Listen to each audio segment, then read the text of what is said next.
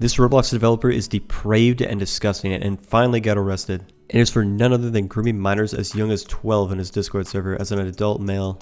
Arnold Castillo, also known as the Gentleman Roblox, was a famous Roblox dev that made Sonic games for the Roblox community, and each game that he made became very popular. It was clear that his team had a lot of talent and their community continued to grow rapidly throughout the years.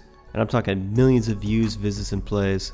There was one time he was flexing how much money he was making a month and it was over 15k. And in some of his videos, he just so happened to welcome people into his server saying, "Want to hang out with the developers or other cool people in our community? Join our Discord." Where he would welcome the young fan base with messages like these. It's fine, you're 12, I expect you to be a little slow in the upbringing, but soon I'll corrupt you beyond your wildest dreams, so no matter. Look what this degenerate said to a 14-year-old girl. Pedophobia is a fear. I believe you mean pedophilia or pedosexuality. You know what I mean, I'm tired, okay? Calm down or else I'll unmolest you. No, please no. Then behave and we can continue to play. And after people started to see how much of a weird, disgusting creep this guy was, what do you think his response was?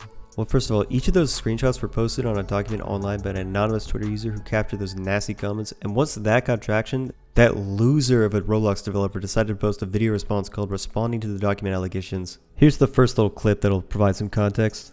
My sense of humor has always been very harsh, dark humor, if you will. And while it doesn't excuse my behavior, it does reveal that I had no intention on moving on any of the things I said. It was pretty common knowledge that these jokes were being made in my community. Maybe not to the extent it actually occurred, but definitely known. So far as to the point where I was known as the old man with kids in his basement. Oh yeah, jokes, sure. What an amazing explanation. Everyone knew that you were making jokes when you were saying comments like, "Why do you make me so hard? And for a little girl, you're pretty perfect." Wow, my man, that must be some comedy gold for someone like you. I bet the prison warden will find them hilarious as well. Even in the comments, he was doubling and tripling down on these claims when people were against what he said, saying things like literally the equivalent of, "No officer, the child pee was just a joke. It was just a goof, just for laughs." On a serious note though, apples to oranges, bracelets to handcuffs. And here's another juicy one. "The prison mates will love you when you go to jail." And his response is, "Good luck sending me to prison for shit that isn't illegal."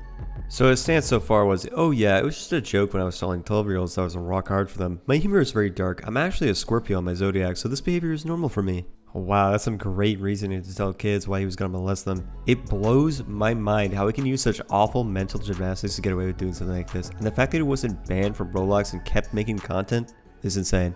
The multiple victims in the document included ones called Red, Blue, and Yellow, and the victim Yellow is one of the young teenage girls talking to him where he said this, talking about his preferences. "Hey, I'm all about the kiddies, but 6 is too low for my preference. Love is love." And the rest is just him talking about how he likes meat on the kids that he's after and that 12 is the best number. Listen boys, I'm trying to read this, but it is just kind of sickening and it's kind of grossing me out. It gets harder and harder the more you read it. But look at this prime example of victim blaming that Castillo tries to do. I apologize for being so pushy on you, Yellow.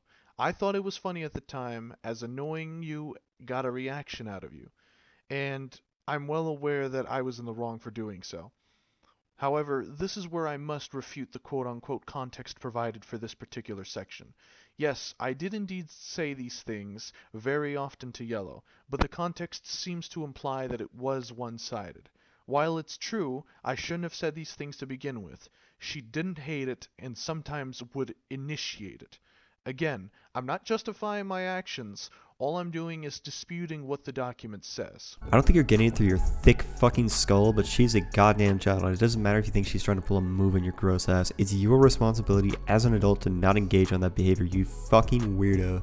This guy did everything he could to try to convince people he wasn't a pedophile, but in my opinion, the cringiest was when he brought his staff members in front trying to say things like, "Oh yeah, I've known Arnold for years, he's totally not a pedophile, it's not like I have a bias or anything," and the victims are lying for attention, and you can trust me. So after all that madness, he finally got caught when he tried to pay a 15-year-old to travel to his house using an Uber, and the child was reported missing. He even tried to lie to police about his intentions and fought the end to avoid conviction, but his dumbass got caught and he's going to be facing trial.